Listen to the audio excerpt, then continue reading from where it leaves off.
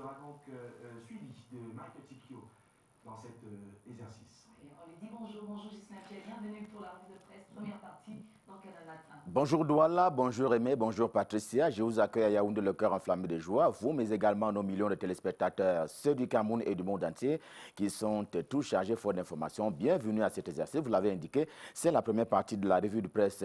Jour de foot, jour de match au Cameroun. Et pour cause, les Lions indomptables entrent en scène aujourd'hui du côté de l'Égypte.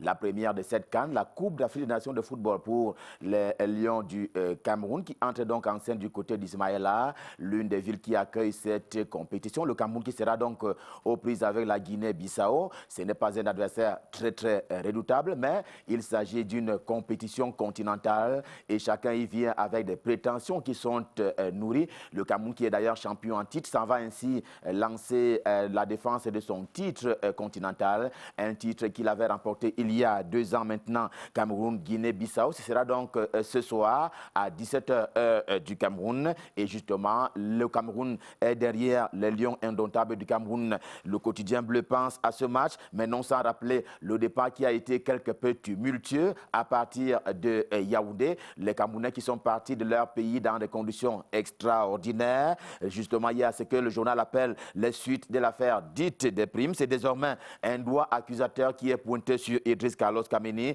qui a été porteur à l'occasion de ces revendications, porteur donc des voix des Lions indomptables du Cameroun, selon le quotidien bleu, le jour du jour, le journal d'Aman Mana. Mais l'ancien gardien titulaire des Lions indomptables du Cameroun est sévèrement défendu ce matin par son cadet. Lui, c'est Fabrice Ondoa, qui est tout aussi gardien des buts, qui manifestement aurait donc pris sa place dans la tanière et au sein des Lions indomptables du Cameroun. Fabrice Ondoa qui prend donc la défense de Idriss Carlos Kameni ce matin. Question de montrer l'homogénéité justement du groupe les Lions indomptables du Cameroun. Mais tout cela n'est que du dilatoire, selon l'hebdomadaire de Thierry, donc on a intégration en kiosque ce matin, qui traitait déjà de cette question hier. Cela relève du dilatoire qui a justement conduit le jeu pour s'intéresser à l'enjeu financier dans la tanière. Ils ont été payés en lance-pierre et plus encore, les Lions ont eu une acclimatation quelque peu problématique du côté de l'Égypte.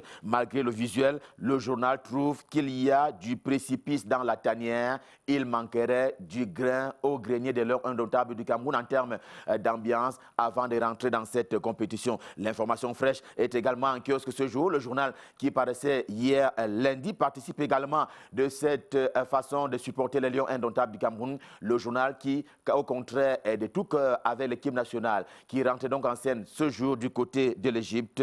Quoi qu'on dise, elle lui portait son soutien, tout son soutien, et publie d'ailleurs par la même occasion la liste de quelques 52 matchs prévus justement à l'occasion de la Coupe d'Afrique des Nations de football que le pays, l'Égypte, organise ce matin. Depuis donc quelques jours, retour à la maison avec le détective. C'est à propos justement du contexte socio-politique que le Cameroun traverse depuis 3 ans maintenant, et en ce moment qui est marqué par ce que le journal appelle une escalade de la violence tribale. D'où l'appel qui a été lancé par le ministre René Emmanuel Sadi, en charge de la communication, appel à plus de responsabilité du journaliste camerounais, responsabilité mais aussi respect de la déontologie ainsi que des valeurs de la cohésion sociale. Voilà donc quelques éléments à retenir après cet appel qui a été lancé par le ministre René Emmanuel Sadi, en charge de la communication. Comme les Lions, lâchons-nous pour atterrir maintenant du côté de l'économie, et ça commence par le Financier d'Afrique qui est dans une édition spéciale ce matin puisqu'il s'agit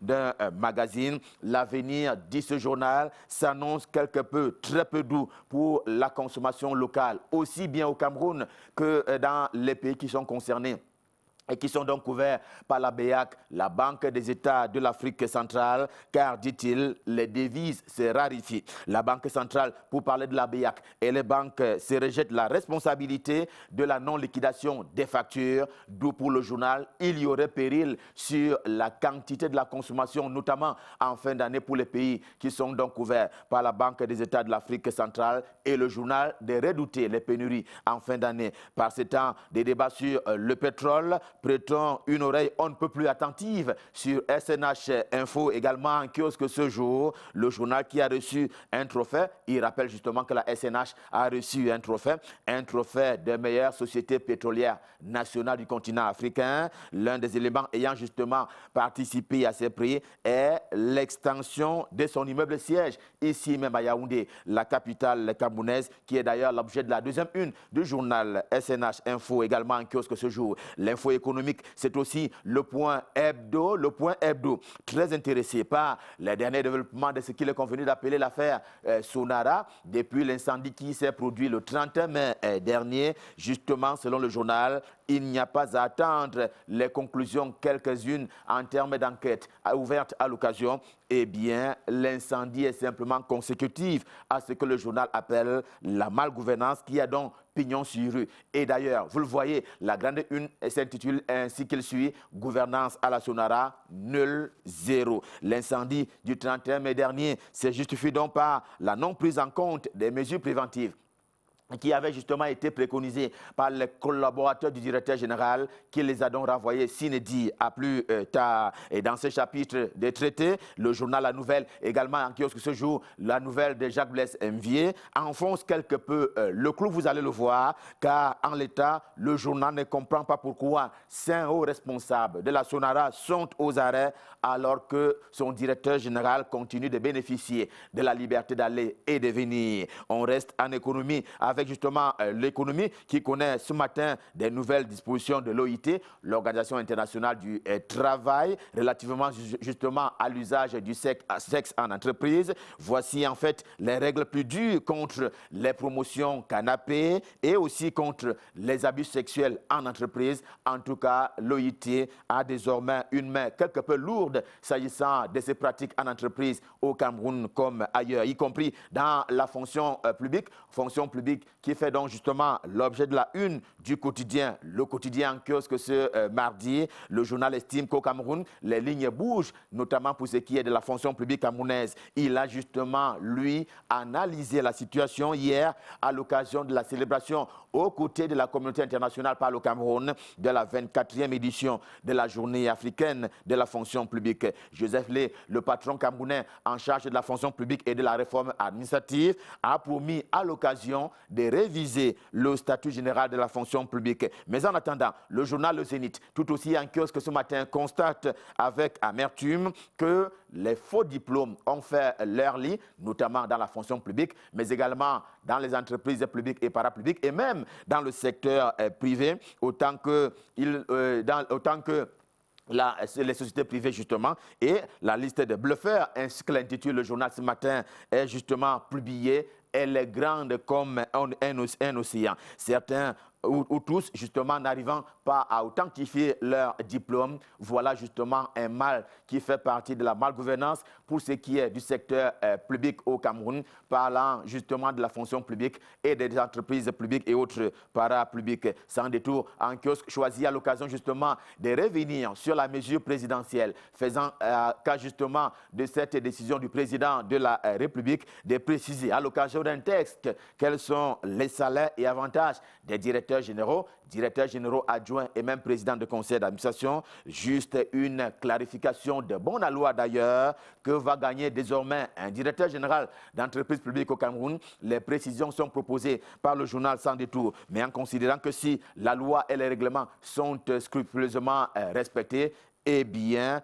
une vingtaine de directeurs généraux devraient aller à la retraite, devraient donc libérer le plancher, tant il est vrai qu'en temps normal, un directeur général d'entreprise publique ou parapublique au Cameroun ne devrait pas passer plus de 9 ans à la tête de la dite entreprise. D'un autre point de vue, le journal Réalité de Paul Boiré Kindji, tout aussi en kiosque ce mardi, donne à voir que l'entreprise EDC, pour rester dans le registre des entreprises publiques et parapubliques au Cameroun, vient donc de se voir, EDC qui vient de se voir confier le barrage de Memvelle. Pour le journal, il s'agit d'une reconnaissance nationale en termes d'expertise, expertise de EDC. Quant au quotidien L'Épervier de Léopold Nudjo, également en kiosque ce jour, ce qu'il faut savoir, c'est que comme Bakassi hier, le Cameroun qui a justement mener une guerre pour la protection de son intégrité en termes du territoire du côté de Bakassi. Comme Bakassi hier, il y en a qui ont intérêt à ce que perdure la situation du nord-ouest et du sud-ouest camerounais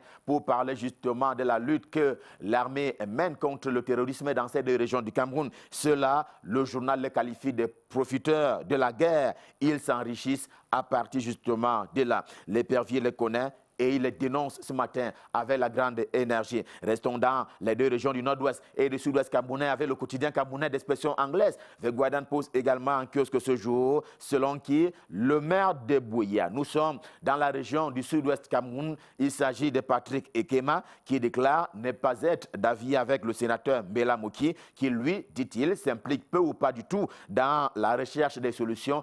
Question de sortir de la crise anglophone. Un saut du sud-ouest pour le sud, cela ne fait du mal à personne. La région du sud, justement, qui est quelque peu en proie en termes du manque de routes. Et Sud Info Plus, dans sa livraison de ce jour, voici que le journal rapporte qu'il y a comme péril routier dans la région du sud, région natale du chef de l'État camerounais. Sud Info Plus s'essaye à une comptabilité pour conclure que la route est la chose du monde qui manque le plus dans la région du sud, des boulevards à Kribi et de Kribi à Sambelima, pour parler justement de quelques-unes des villes de la région du sud. Dossier d'Afrique est également en kiosque ce jour. Dans sa parution de cette semaine, il contient, vous allez le voir en grande une, 7 titres dans sa livraison de cette semaine. Donc, le lecteur qui est quelque peu embarrassé choisit d'ailleurs le MINCAF, le ministère en charge des domaines cadastres et affaires foncières, et le ministère du développement urbain et de l'habitat,